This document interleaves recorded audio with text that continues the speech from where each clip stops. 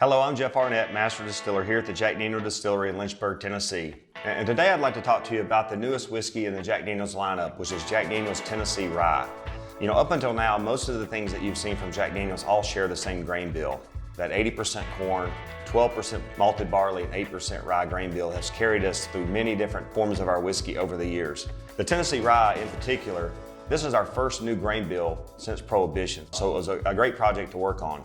But in designing this particular grain bill, you know, we decided that when we looked at the rye whiskeys that are in the marketplace today, most are either 51% rye or 95.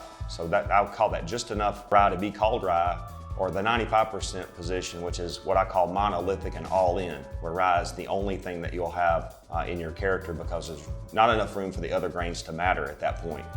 We thought the better position for rye would be to go at 70%. So this is a 70% rye, 18% corn, and 12% malted barley grain bill. Gives it a very, very unique placement in the rye whiskey market today. But when you pick up a glass of this, it's very different than what I would describe the typical Jack Daniel's nose, which is going to be sweet to oaky in its range.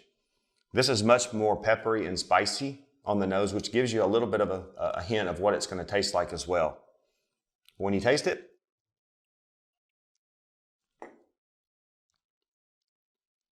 instead of having that distinct sweetness on the tip of the tongue and the oak in the back of the throat, what I think stands out the most is that it's got a lot of mid-palate character, and that flavor is almost like of raisins and dates and of black pepper.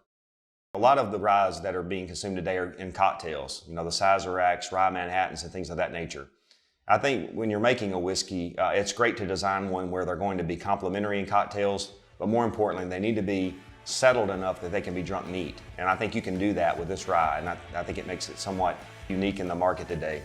It's big, it's bold, it's peppery, it's spicy, but it's also settled enough and polished enough that it can be in a glass by itself. So add a little water, add a little ice, or if you want to go into the classic whiskey cocktails and explore rye, you can do that as well.